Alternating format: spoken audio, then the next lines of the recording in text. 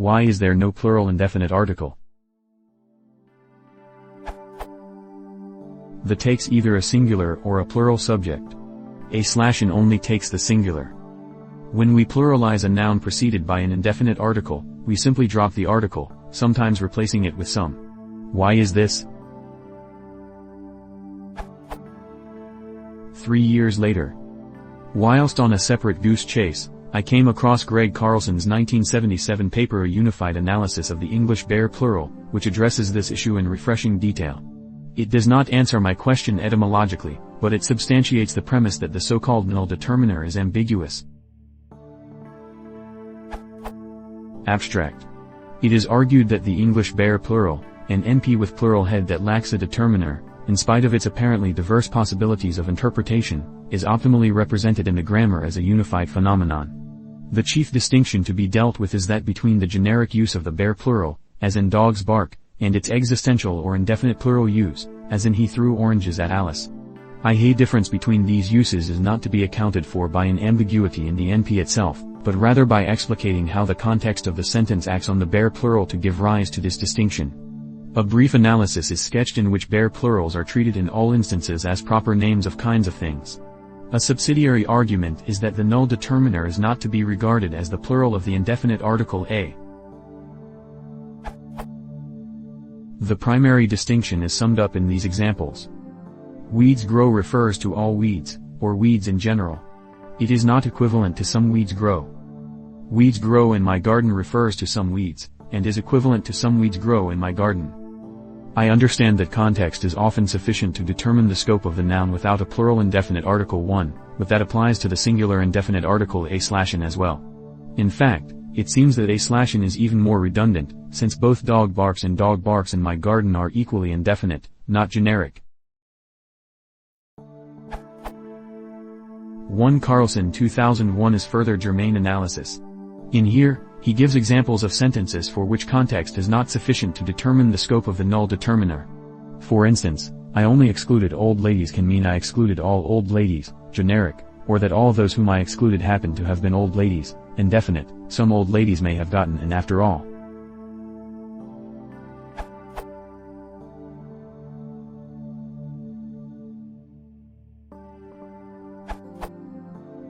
In most languages indefinite articles stem from that language's word for one.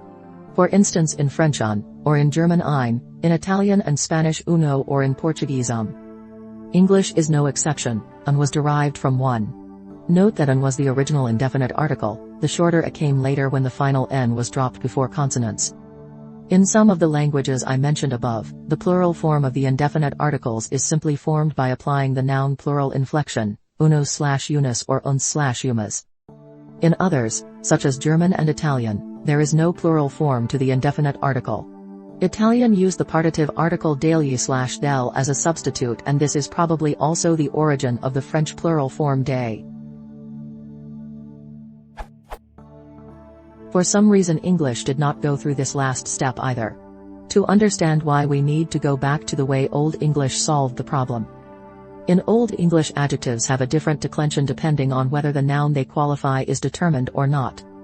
The glad man reads, say guldguma, whereas a happy man is gladaguma.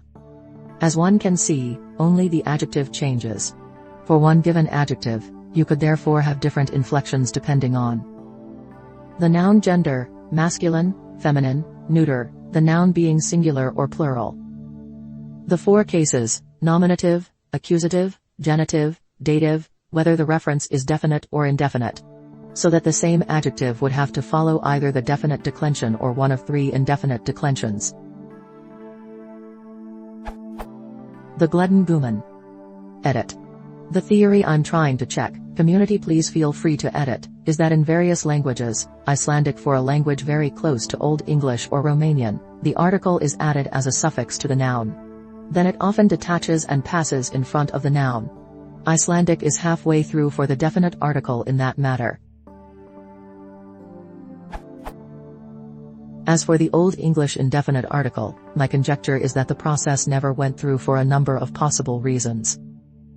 The loss of inflection of early Middle English won the race.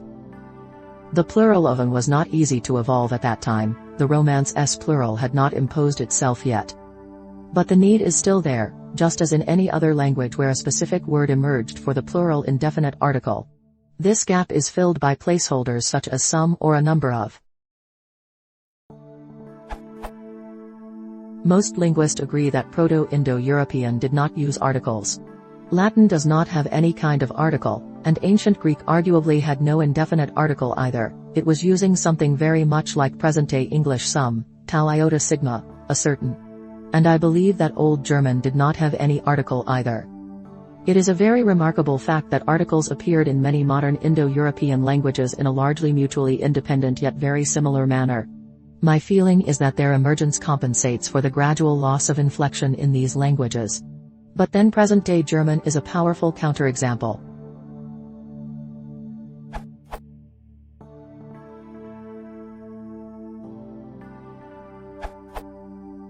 As pointed out elsewhere, language is the result of an evolutionary process, not logical design. The origins of the word "the" aren't connected with those of a/an, so there's no reason why they should share all characteristics. As Opp says, some can function as a kind of plural for a/an. So can a few, a number of, etc. In some contexts, any can be used as the pluralized version of a/an. I'm not overly concerned about the scope of the term indefinite article, it's just a, sometimes enlightening, name we often use, not a pre-existing class into which any given word either falls or doesn't. It's not as if our language is seriously restricted by not allowing for a/an to be used of multiple subjects. And after all, in some contexts it can effectively refer to multiple subjects where the implies a single one. A president should be allowed to say he screwed up, surely? I'm not talking about a president, the president shouldn't have said that.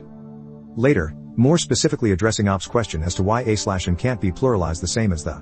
Firstly, note that in the above example, a is effectively pluralized, as becomes clear when you realize it means presidents in general rather than a randomly selected president.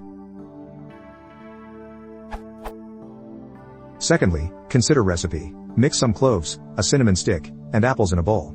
There's no need for an article when we pluralize an apple there.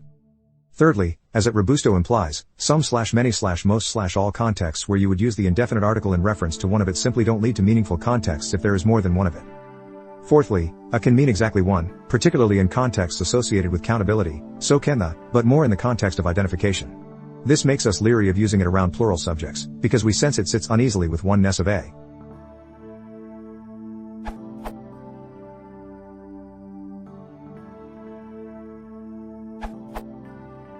When you are referring to a specific item or specific items, you use the like.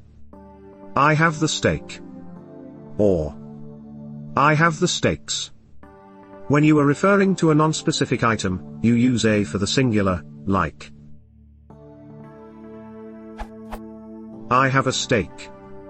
If you were to leave out a, you would get I have steak. How many steaks do you have? One massive steak. 2 steaks. Exactly pi steaks. 4/5 of a steak.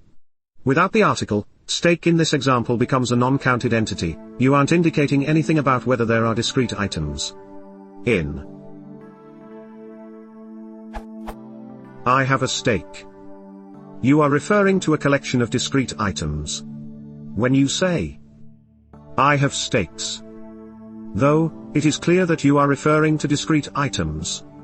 If steaks is plural, you have to be able to count them and therefore have to have more than one discrete item. The article isn't necessary. However, you can say I have some steaks. According to the Wikipedia entry for article, grammar, the articles in the English language are the and a/an, and, in some contexts, some.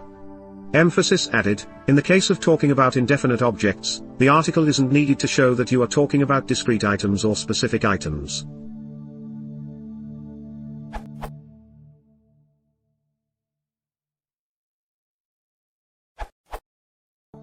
It appears that Old English did not have any indefinite articles. And from Wikipedia, English uses a/an, from the Old English forms of the number one, as its primary indefinite article. If a/an was derived from an, which was derived from the number one, there logically wouldn't be any corresponding derivation of a plural indefinite article. So modern English doesn't have one.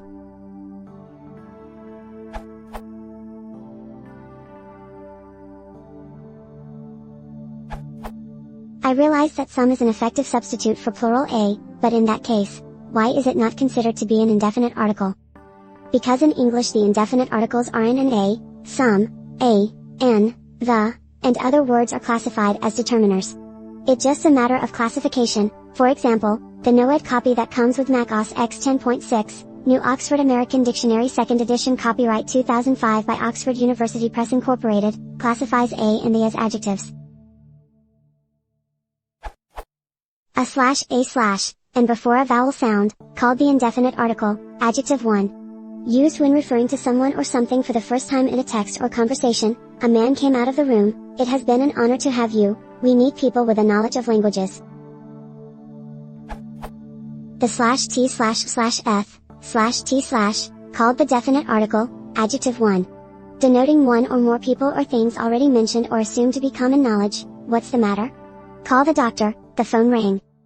The NOED that comes with a Mac OS X 10.7, New Oxford American Dictionary 3rd edition copyright 2010 by Oxford University Press Incorporated, defines the articles as determiners.